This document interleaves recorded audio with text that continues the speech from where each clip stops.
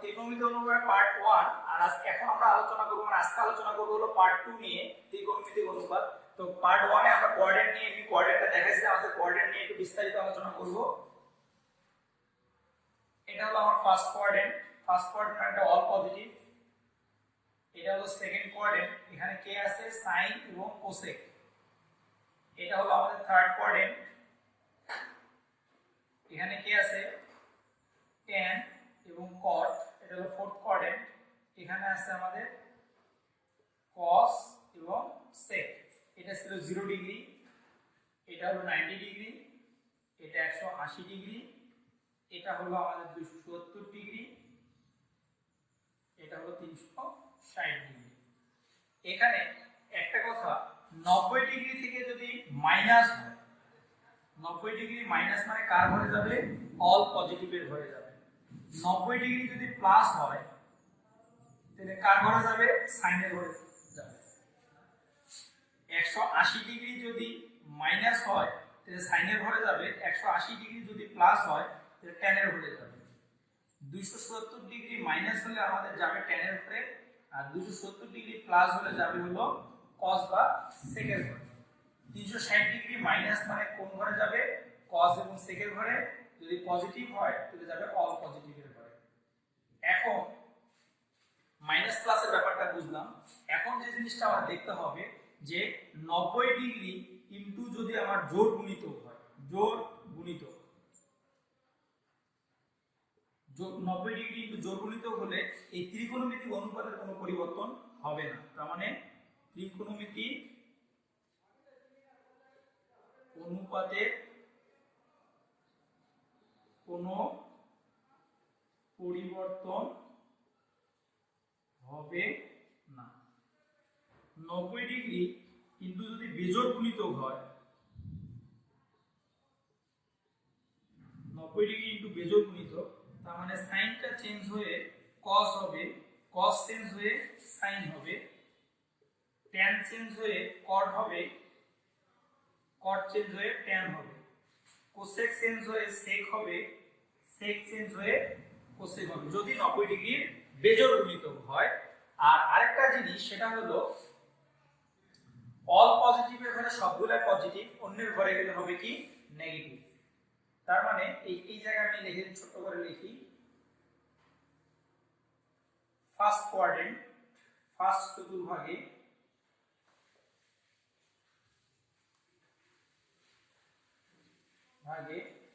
সবই পজিটিভ। নিজের ঘরে পজিটিভ, নিজের ঘরে পজিটিভ, অন্যের ঘরে গেলে নেগেটিভ, অন্যের ঘরে নেগেটিভ। তার মানে আমি কি বোঝাতে চাইছি যে এই যে ত্রিকোণমিতিক অনুপাতগুলো আছে, এটা যদি এই জায়গায় যায় তাহলে পজিটিভ, সাইন যদি সাইনের ঘরে থাকে তবু পজিটিভ, tan ট্যানের ঘরে থাকলে tan পজিটিভ, cos cos এর ঘরে থাকলে cos পজিটিভ। অন্যের ঘরে তার মানে tan গেছে সাইনের ঘরে tan নেগেটিভ, cos গেছে tan এর ঘরে cos নেগেটিভ, tan গেছে cos এর ঘরে অথবা সাইনের ঘরে tan নেগেটিভ। এই জিনিসটা এখানে বলো। এই কোঅর্ডিনেটটা আমার কেন লাগবে? ম্যাথ করার ক্ষেত্রে এই কোঅর্ডিনেটটা অনেক বেশি ইম্পর্টেন্ট। যদি ত্রিকোণমিতি ম্যাথ করতে যাই, বড় বড় ডিগ্রি ভাঙাতে ক্ষেত্রে সেক্ষেত্রে লাগবে। আমি একটা एग्जांपल একটা দিচ্ছি। cos 420 টি cos 390 degree sin -300 degree sin -330 degree. তাহলে আমরা সবার আগে sin মাইনাস থিটা মানে মাইনাস sin থিটা, মাইনাসটা সামনে চলে আসবে, তার মানে মাইনাস সামনে এলে 300 degree, sin minus theta minus সামনে আসবে, এখানকার মাইনাস মিলে হয়ে গেল প্লাস sin 330 ডিগ্রি। তাহলে আমরা কি করব? cos 420 এটাকে ভাঙাবো কিভাবে? 4 * 90। আর আরেকটা জিনিস বলি যে সব সময় চেষ্টা করবা জোড় ভাঙানো, মানে এই জোড় গুণিতকে ভাঙানোর চেষ্টা করবা। যদি একান্তই না হয় তাহলে বিজোড়ে যাবা, কিন্তু সব সময় জোড় গুণিতকে ভাঙানোটা সবচেয়ে ইজি। তাহলে 490 360 মানে 60 থাকলো, cos 390 তার মানে কি 4 ইনটু হলো আমাদের 90 ডিগ্রি প্লাস হলো 30 ডিগ্রি, sin 300 sin কত হচ্ছে 4 * 90 ডিগ্রি - 60 ডিগ্রি, sin 330 তার মানে 4 into 90 ডিগ্রি minus 30 ডিগ্রি। তাহলে এখানে সুবিধাটা কি, 4 মানে জোড়, জোড় গুণিত হলে ত্রিগুণমিতিক অনুপাতের কোনো পরিবর্তন হবে না। তার মানে এখানে cos আছে, আমরা cosই বসাবো। তাহলে 4 into 90, এখানে সাইনটা কি আছে প্লাস, তার মানে এটা কিন্তু 360, 4 into 90 মানে 360, তার মানে এই জায়গায় অবস্থান করতেছে, এই জায়গায় অবস্থান করে পজিটিভ 60, পজিটিভ 60 মানে কার ঘরে গেছে, অল পজিটিভের ঘরে গেছে, তার মানে এর সামনের সাইনটা কি হবে পজিটিভ, তার মানে cos 60 degree. cos 4 into 90, 4 into 90 মানে 360 এ অবস্থান করতেছে, প্লাস 30, প্লাস 30 মানে কোথায় অবস্থান করতেছে, প্লাস 30 মানে সে অল পজিটিভের ঘরে অবস্থান করতেছে, তার মানে এর সামনের সাইনটাও কি হবে পজিটিভ হবে। এখন আসো sin 4, 4 মানে sin সাইনই থাকবে, যেহেতু জোড় গুণিতক sin সাইনই থাকবে, 360, 360 থেকে কোন দিকে অবস্থান করতেছে -60, মানে এই দিকে অবস্থান করতেছে, এই দিকে সে অবস্থান করতেছে, এই দিকে অবস্থান করার কারণে সে কোন ঘরে অবস্থান করতেছে, cos এবং sec এর ঘরে অবস্থান করতেছে। sin যদি cos এবং sec এর ঘরে অবস্থান করে তার সামনের সাইনটা কি হয় মাইনাস, তার মানে -60 ডিগ্রি। sin 4 আছে, তার জোড় গুণিতক sin সাইনই থাকবে, sin সাইনই আছে, তাহলে আমার এটা কি হলো 360 থেকে কোথায় গেছে -30 ডিগ্রি, তার মানে কার ঘরে গেছে cos এবং sec এর ঘরে গেছে, তার মানে এর সামনের সাইনটা কি হবে মাইনাস। তার মানে আমরা cos 60 ডিগ্রির মান কত, cos 60 ডিগ্রির মান হলো হাফ, cos 30 ডিগ্রির মান কত √3/2, এই মানগুলো আমি পূর্বের পার্ট 1 এ মুখস্থ করতে বলছিলাম, মাইনাস মাইনাসে কি হয়ে গেল প্লাস, sin 60 ডিগ্রির মান হলো √3/2, sin 30 ডিগ্রির মান হলো কত হাফ, তার মানে √3/2 সরি 4 প্লাস √3/4, যদি লসাগু করি আমরা তাহলে 2√3/4, দ্যাট মিন্স হলো √3/2, এটা হলো আমার অ্যানসার।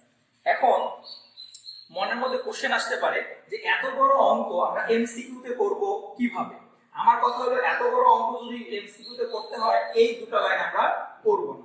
কিভাবে করব, 400 সবসময় মাথায় রাখবো, 360 সবসময় জোড়, 180 মাথায় রাখবো আর 360 মাথায় রাখবো, তাহলে 420, 360 থেকে কত অপেক্ষা কত বেশি, 60 বেশি, 60 বেশি মানে সে অল পজিটিভের ঘরে আছে, কারণ অল পজিটিভের ঘর ক্লোজ করতে গেলে 90 অপেক্ষা বেশি হইতে হবে, তার মানে 360 প্লাস 90, তার মানে 450 হতে হবে, তারপরে সে অন্যের ঘরে যাবে, তার আগে সে অল পজিটিভের ঘরে অবস্থান করবে, তার মানে কি 360 অপেক্ষা কত বেশি 60, তাহলে 60 মানে অল পজিটিভ, কোনো মাইনাস প্লাস চিন্তা করার কোনো দরকার নাই, cos 60 ডিগ্রির মান কত হাফ, cos 390, 390 মানে কত, 360 অপেক্ষা 30 বেশি মানে অল পজিটিভের ঘরে গেছে, cos 30 ডিগ্রির মান কত √3/2, 300, 300 মানে 360 অপেক্ষা কত কম, 60 কম, 60 কম মানে কার ঘরে গেছে cos এর ঘরে গেছে, তাহলে sin 60 ডিগ্রির মান কত √3/2, অন্যের ঘরে গেছে তার সামনে সাইনটা হবে কি মাইনাস, cos sin 330, 330 মানে 360 অপেক্ষা কত পিছনে আছে 30 ডিগ্রি পিছনে আছে, sin 30 ডিগ্রির মান কত হাফ, যেহেতু সে অন্যের ঘরে তার সামনে মাইনাস, তাহলে মাইনাস মাইনাসে প্লাস হয়ে গেছে, তাহলে ডাইরেক্টলি আমরা এই লাইনটাতে এই লাইন থেকে এই লাইনে করতে পারবো যদি আমি প্র্যাকটিসটা ভালোভাবে করি, তার মানে এটা সর্বোচ্চ 30 থেকে 40 সেকেন্ড লাগার কথা ক্যালকুলেশনটা। তো আমরা এই নিয়মটা আমাদের সব জায়গায় লাগবে এবং মোটামুটি আমরা বলতে পারি সব সময় এই নিয়মটা লাগবে, সব ধরনের ত্রিকোণমিতির ম্যাথে এই নিয়মটা লাগবে। আচ্ছা, আমরা যে নিয়মটা দেখলাম তার অনুশীলনটা এখন দেখব, যে এখানে আমরা ডিরেক্টলি করব, আমরা ওখানে ভাঙা ভাঙা করছি, এখন আমরা ডিরেক্টলি করব, এই cos θ, এই মাইনাসের কোনো ভূমিকা এই জায়গায় নাই, তার মানে ওটা মাইনাস কে ফেলছে, 780 মানে 360, আমি কোঅর্ডিনেটটা ছোট করে যদি আঁকার চেষ্টা করি তাহলে এই পর্যন্ত 360, তাহলে 360 এর ডাবল, 360 এর ডাবল মানে এখানে কত আছে 720, তাহলে 720 অপেক্ষা 720 অপেক্ষা কত বেশি 60 বেশি, 60 মানে কার ঘরে অল পজিটিভের ঘরে, তাহলে sin 60 ডিগ্রির মান কত, sin 60 ডিগ্রির মান হলো √3/2। এখন কোশ্চেনের সামনে মাইনাস আসবে কি আসবে না, মাইনাস আসবে না, কেন আসবে না, কারণ এটা অল পজিটিভের ঘরে গেছে, আর যেহেতু জোড় গুণিতক সেটা sin সাইনই আছে। cos 390 মানে হলো যে 360 অপেক্ষা 30 বেশি, তার মানে কার ঘরে গেছে অল পজিটিভের ঘরে গেছে, তাহলে cos cosই থাকবে, তাহলে cos 30 ডিগ্রির মান কত √3/2 মাইনাস sin 330 মানে কার ঘরে গেছে 360 অপেক্ষা -30 এর দিকে গেছে, তাহলে sin 30 ডিগ্রির মান কত, sin 30 ডিগ্রির মান হাফ, যেহেতু সে কার ঘরে গেছে cos এর ঘরে গেছে তার সামনের সাইনটা কি মাইনাস, cos 300 ডিগ্রি মানে হলো সে 360 থেকে কত মাইনাসে 60 মাইনাসে, তাহলে cos 60 ডিগ্রির মান কত হাফ, যেহেতু cos এর ঘরে গেছে সেহেতু পজিটিভ হাফ, তার মানে এটা হলো 3/4 প্লাস 1 ডিভাইডেড বাই 4, তাহলে লসাগু করলে 4 divided by 4 is equal to 1। তাহলে আমরা এটা কিন্তু শর্ট টেকনিকেই করে ফেললাম, শুধুমাত্র এই জায়গাটাকে ইন্ডিকেট করে। এখন আমরা এইটা করব, এটা যদি করি আমরা, তাহলে cos 675 আছে, একটু অন্যরকম মনে হচ্ছে 675, তার মানে এটাকে যদি আমরা 720 মানে 720 থেকে যদি করি, 720 675, তার মানে কত ডিগ্রি পিছনের দিকে আসবে? 720 থেকে 675 যদি বিয়োগ করি 45 ডিগ্রি পিছনের দিকে আসবে, 45 ডিগ্রি। আমি ভেঙে লিখতেছি cos 8 * 90 - 45 ডিগ্রি। তাহলে এটাকে sin, যেহেতু sin মাইনাস আছে তাহলে মাইনাসটা সামনে চলে আসবে, sin 1395, তার মানে এটাকে বলতে পারি আমরা 16 * 90 - 45 ডিগ্রি। 16 * 90 হচ্ছে আমাদের 1440, সেখান থেকে 45 বিয়োগ করলে 1395 পেয়ে যাব। 8, তার মানে 8 মানে জোড় সংখ্যা cos cosই থাকবে, তাহলে 8 মানে এখানে এই পর্যন্ত 4, আবার ঘুরে আসলে আবার 4, তার মানে 4 4 8, 8 থেকে মাইনাস দিতে, মাইনাস মানে পিছনের দিকে গেছে, পিছনের দিকে কে আছে? cos আছে, তাহলে cos cos এর ঘরে গেছে, তার মানে কি 45 ডিগ্রি। এখন sin এখানে কত আছে? 16, 16 জোড় সংখ্যা হওয়ার কারণে sin sinই থাকবে। তাহলে 16 মানে এইখান থেকে ঘুরে সে 4 বার ঘুরছে, এখান থেকে একবার ঘুরে 4, আবার ঘুরে 8, আবার ঘুরে 12, তারপর আবার 16, 16 থেকে কোন দিকে গেছে? সে মাইনাসের দিকে গেছে, মাইনাসের দিকে মানে কার ঘরে গেছে? cos এর ঘরে গেছে, কে গেছে? sin গেছে, তার সামনে সাইনটা কি? মাইনাস, এই মাইনাস আর এই মাইনাস মিলে হয়ে গেল কি? Plus 45 degree. তার মানে cos 45 ডিগ্রি মান 1/√2, sin 45 ডিগ্রি মান 1/√2, তাহলে 2 ডিভাইডেড বাই √2, দ্যাট মিন্স এটাকে লেখা যায় √2 এর आंसर। এখন আমরা আসি এইটাতে cos 198, এটাকে যদি আমরা ভাঙাই তাহলে কি লেখা যায়? 2 * 90 + 18, তার মানে কি 180 আর 18 যোগ করলে 198। এটাকে যদি আমরা ভাঙাই 432, 400 কি 32, তাহলে 5 * 90 - 18, তাহলে কি আসছে? 5 আর 90 গুণ করলে হয় 450, সেখান থেকে 18 বিয়োগ করলে হয় 432। এটাকে আমরা লিখতে পারি 2 * 90 - 12 ডিগ্রি, 180 থেকে 12 বিয়োগ করলে 168, আর tan 12 লিখে দিলাম। তাহলে আমাদের যেহেতু এখানে জোড় গুণিত cos cosই থাকবে, cos cosই থাকবে, তাহলে দুইবার যাওয়ার পরে 18 পজিটিভ মানে 180 পজিটিভ, তাহলে 180 হলো এই ঘরটা পজিটিভ, মানে কার ঘরে গেছে? tan এর ঘরে গেছে, কার ঘরে গেছে? tan এর ঘরে। তাহলে tan এর ঘরে যদি cos যায় তাহলে তার সামনের সাইনটা কি? নেগেটিভ হবে। সাইনের এখানে আমরা দেখি 5, 5 মানে বেজোড়, বেজোড় মানে সাইন চেঞ্জ হয়ে কি হয়ে যাবে? cos। 5 যাওয়ার পরে 5 বার গেছে, তার মানে 1 2 3 4 5, 5 যাওয়ার পরে সে কোথায় গেছে? মাইনাসের ঘরে, তার মানে অল পজিটিভের ঘরে গেছে, তার সামনের সাইনটা কি? পজিটিভ। tan, যেহেতু এখানে জোড় আছে তার মানে tan tanই থাকবে। 180 মাইনাস, তাহলে 180 এটা মাইনাস মানে কার ঘরে গেছে? সাইনের ঘরে গেছে, যদি সাইনের ঘরে যায় তাহলে তার সামনের সাইনটা কি হবে? নেগেটিভ। তার মানে এটা কেটে গেল, তাহলে आंसर কত আমার? 0। তার মানে কোঅর্ডিনেট যদি আমি সঠিকভাবে ভাঙাতে পারি, এই অঙ্কগুলো প্র্যাকটিস করতে করতে এমন একটা পর্যায়ে যাবে যে আমি দ্রুত অঙ্কগুলো করতে পারবো, অনেক শর্ট টাইমের মধ্যে এই অঙ্কগুলো আমরা করতে পারবো। তো আমরা যে পার্ট 2 যে প্রথম যে রুলটা দেখলাম, সেই রুলের মধ্যে আমরা 3টা প্র্যাকটিস দেখলাম, এবং আমরা বাসায় আরো বেশি প্র্যাকটিস করব করে, বা বিশ্ববিদ্যালয়ের প্রশ্ন ব্যাংক যেগুলো আছে, যারা এসএসসি পরীক্ষার্থী আছে তাদের যে টেস্ট পেপারের কোশ্চেনগুলো আছে, এগুলো আমরা ভাঙানো শিখব।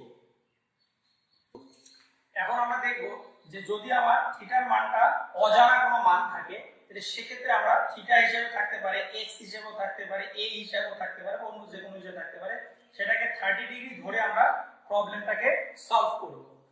যদি অজানা কোনো মান থাকে, অজানা কোনো মান, তাহলে আমরা একটা প্র্যাকটিস দেখি যে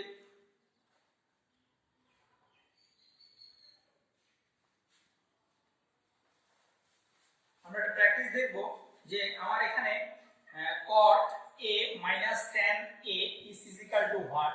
ক নম্বর অপশনে দিয়ে দেওয়া আছে 2 tan 2a, খ নম্বর অপশনে আছে 2 cot 2a, গ নম্বর অপশনে আছে 2 cos স্কয়ার a, ঘতে আছে 2 sin স্কয়ার a।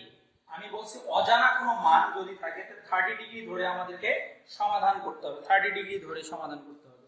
তাহলে আমাদের এখানে অবশ্যই কোণ থাকতে হবে কিন্তু একটা, তার মানে এখানে প্রতিটাতে দেখো একটা করে কোণ আছে, প্রতিটাতে একটা কোণ আছে, সেম কোণ আছে, তাহলে সেক্ষেত্রে আমরা ধরবো হলো 30 ডিগ্রি। তাহলে আমরা যদি ধরি cot 30 মাইনাস tan 30, তাহলে cot 30 ডিগ্রির মান হলো কত √3, tan 30 ডিগ্রি মান 1/√3, তাহলে হচ্ছে কত আমাদের 3 - 1 /√3, দ্যাট মিন্স 2/√3। তার মানে এই রেজাল্টটা হচ্ছে আমার 2/√3। এখন দেখতে হবে যে এই অপশনগুলোর মধ্যে কোনটার মান 2/√3 আসে, কোনটার মান। তার মানে ক নম্বর অপশনে যদি ধরি 2 tan 2a, 2a মানে এর মান কত 30 ডিগ্রি ধরে করছি আমরা, মানে a is equal to 30 degree ধরে করছি, 2a মানে হলো 60 ডিগ্রি, তার মানে 2 * tan 60 ডিগ্রি, tan 60 ডিগ্রি মান হলো √3, আমার 2√3, তার মানে এইটা কি এটার সমান নয়, তার মানে এটা অ্যানসার না, that means not is equal to 2/√3। এখন আমরা খ নম্বর কোশ্চেনে 2 cot 2a, 2a মানে 60 ডিগ্রি, তাহলে 2 cot 60 ডিগ্রি মান 1/√3, তাহলে আমার 2/√3, তার মানে এইটা এবং এটা কি সেম, তার মানে এইটাই হলো আমার অ্যানসার। এইভাবে আমরা অপশন টেস্ট করে অ্যানসারগুলো বের করতে পারবো। যদি আমার একটা কোণ থাকে এবং অজানা কোণ থাকে তখন আমরা কত ডিগ্রি ধরে করব, 30 ডিগ্রি ধরে আমরা কোশ্চেনটা সমাধান করব। তাহলে আমরা ইজিলি এটা করতে পারবো, 30 ডিগ্রি ধরে দ্রুত এটা সমাধান আমরা করতে পারবো। এখন আসি যে যদি আমার পাই থাকে, যদি পাই থাকে, এখানে মনে রাখতে হবে পাই থাকলে পাই ইজ ইকুয়াল টু 180 ডিগ্রি বসায় অপশন টেস্ট করতে হবে, 180 ডিগ্রি বসাতে হবে, তার মানে পাই এর মান 180 ডিগ্রি বসায় আমাকে কোশ্চেনটা সমাধান করতে হবে। তাহলে আমরা এরকম একটা অঙ্ক দেখি যেটাতে পাই ইজ ইকুয়াল টু 180 ডিগ্রি বসায় আমরা সমাধান করতে পারবো।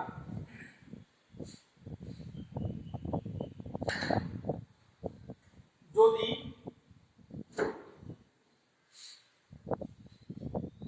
এখানে আমাদের পাই আছে, তাহলে পাই আছে মানে আমরা 100 ডিগ্রি ধরে 180 ডিগ্রি ধরে করব, পাই এর মান 180, তাহলে এখানে আমার থিটার মানটা কত আসছে 20 ডিগ্রি।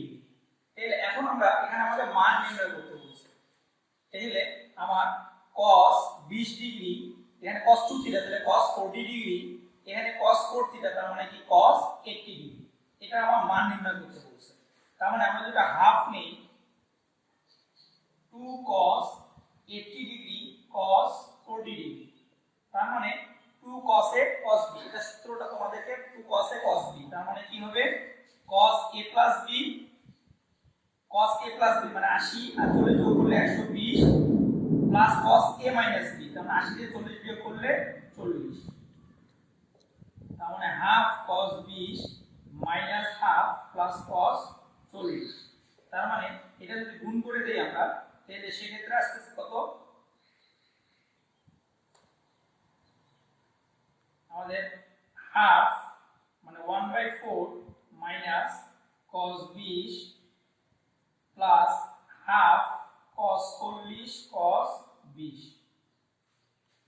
এখন যদি আমরা 1/4 cos 20 এটাকে আবার যদি সূত্রে ফেলাতে চাই তাহলে সেক্ষেত্রে আমার 2 cos 40, 2 যদি নেই এখানে 4 করে দিতে হবে cos 20, তাহলে আবার 2 cos এ cos 20 সূত্র, তার মানে -1/4 cos 20 plus 1/4 cos 2 cos a cos মানে cos a plus b, 40 আর 20 যোগ করলে হয় 60 প্লাস cos 20, তাহলে -1/4 cos 20, এটা যদি করি 1/4 cos 60 ডিগ্রি মান কত হাফ প্লাস 1/4 cos 20 ডিগ্রি, তাহলে এইটা এবং এটা কেটে গেল, তাহলে 1/8, এটা आंसर হলো 1/8। তার মানে আমরা যদি কখনো পাই তাহলে পাই এর মানটা আগে 180 ডিগ্রি বসায় আমরা থিটাটাকে বের করে থিটা বসায় নিয়ে সলভ করব। এই হলো আমাদের মানে ত্রিকোণমিতিক অনুপাতে যে কোয়াড্রেন্ট ভাঙা অজানা জিনিস থাকলে সেটা কিভাবে করব, পাই থাকলে সেটা কিভাবে করব, আমরা তিনটা জিনিস দেখলাম। এখন আমরা দেখব যে আমরা যে ত্রিকোণমিতিক অনুপাত করলাম এখানে যে ডিগ্রি কোনটা আসছে ডিগ্রি, এখন আসছে পাই, এই কোণ পরিমাপের একক কতটা, কোণ পরিমাপের একক হলো তিন ধরনের, একটা হলো ষাটমূলক পদ্ধতি যেটাকে আমরা নরমালি ডিগ্রি বলি, মিনিট বলি, সেকেন্ড বলি, আর একটা হলো শতমূলক পদ্ধতি, আর একটা হলো আমার বৃত্তীয় পদ্ধতি বা রেডিয়ান যেটাকে বলি আমরা, যেটা পাই দ্বারা প্রকাশ করা হয়। তাহলে আমাদের দুটো ইম্পর্টেন্ট এখানে, ষাটমূলক পদ্ধতি এবং বৃত্তীয় পদ্ধতি, যেটাকে আমরা রেডিয়ান বলতেছি, 1 রেডিয়ান 2 পাই পাই সমকোণ। যে কিভাবে করব আমরা, যদি একটা ডিগ্রি থাকে, ডিগ্রি মানে আমার ষাটমূলক পদ্ধতি, ডিগ্রি থেকে যদি আমাকে রেডিয়ানে যেতে হয়, রেডিয়ান বা বৃত্তীয় পদ্ধতি, তাহলে আমরা কি করব, পাই বাই 180 গুণ করে দেব, পাই বাই 180 গুণ করব কার সাথে, ডিগ্রিটার সাথে। আর যদি আমি রেডিয়ান থেকে ডিগ্রিতে যাই তাহলে পাই বাই 180 ভাগ করে দেব, বা উল্টা ভাবে যদি বলি যে 180 বাই পাই গুণ করে দেব। তো এখানে আমাকে বলছে ষাটমূলক এককে প্রকাশ করতে বলছে, ষাটমূলক এককে, তার মানে আছে কাতে, বৃত্তীয় পদ্ধতিতে আছে। তাহলে বৃত্তীয় পদ্ধতিতে যদি থাকে 25/3, তাহলে ষাটমূলক পদ্ধতি, তাহলে আমরা এটা কাতে নিয়ে যাব, ষাটমূলকে নিয়ে যাব। তাহলে কি ভাগ করে দিতে হবে, পাই বাই 180 ভাগ করব, পাই বাই 180, তার মানে এটাকে লিখতে পারি 25 pi divided by 3, 180 divided by pi. তাহলে পাই পাই কি যায় কেটে, তার মানে এখানে থাকবে কত আমার 60, তার মানে 0 5 36 3 12 1500 ডিগ্রি। এটা হলো আমার ষাটমূলক। তার মানে এখানে আমার রেডিয়ান বা বৃত্তীয় পদ্ধতিতে এখানে পেলাম আমরা ডিগ্রি। তো এইভাবে আমাদের এই ষাটমূলক ডিগ্রি এক্সচেঞ্জ, ষাটমূলক থেকে রেডিয়ান বা বৃত্তীয় পদ্ধতি থেকে আমার ষাটমূলক পদ্ধতিতে আমাকে কনভার্ট করতে হবে। আমরা এইভাবে এটা কনভার্ট করে ফেলব। এখন আসো যে 5টা 10 মিনিটের সময় ঘন্টার ও মিনিটের কাটার মধ্যবর্তী কোণের পরিমাণ ষাটমূলক এককে কত হবে। তার মানে এই যে একটা কোশ্চেন আছে, 5টা 10 মিনিট, ঘন্টার কাটা ও মিনিটের কাটার মধ্যবর্তী কোণের পরিমাণ আমাকে ষাটমূলক পদ্ধতিতে নির্ণয় করতে হবে। যদি এটা ঘড়ির কাজ হয় তাহলে 5টা 10 মিনিট, তার মানে এটাকে আমরা ধরতেছি 5, 10 মানে এটা হলো আমার 1, এটা হলো আমার 2, তাহলে ঘন্টার কাটাটা থাকবে 5 বরাবর আর মিনিটের কাটাটা থাকবে হলো 2 বরাবর। এটাকে আমরা 5টা 10 মিনিট বলতেছি। তাহলে এর মধ্যবর্তী কোণ, ঘন্টার কাটা মিনিটের কাটার মধ্যবর্তী কোণটা কত হবে সেটা আমাকে নির্ণয় করতে হবে। তার মানে এই কোণটা আমরা নির্ণয় করব। এটা আমরা অনেক ভাবে করতে পারি, কিন্তু আমরা সহজ নিয়ম, যেহেতু আমরা এমসিকিউ শিখতেছি, শুধু সহজ নিয়মে করব।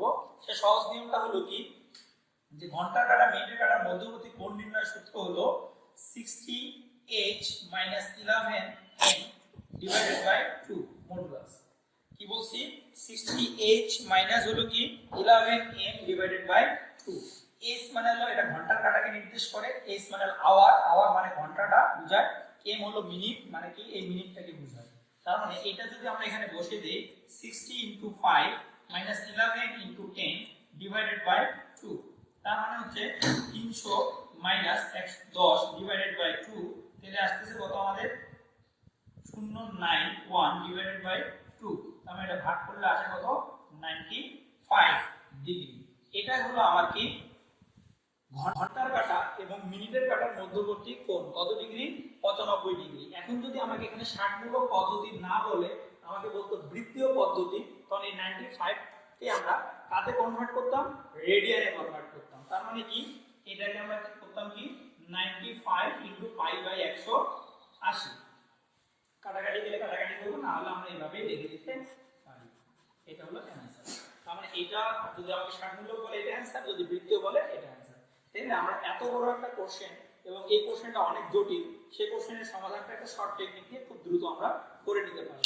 তো এই হলো আমাদের আজকে ত্রিকোণমিতিক অনুপাত যে চ্যাপ্টারটা পার্ট 1 আমরা পূর্বে নিছি, আজকে নিলাম পার্ট 2। তার মানে ত্রিকোণমিতিক অনুপাত যে চ্যাপ্টারটা, এই চ্যাপ্টারটা আমরা পুরোপুরি কমপ্লিট করে ফেললাম।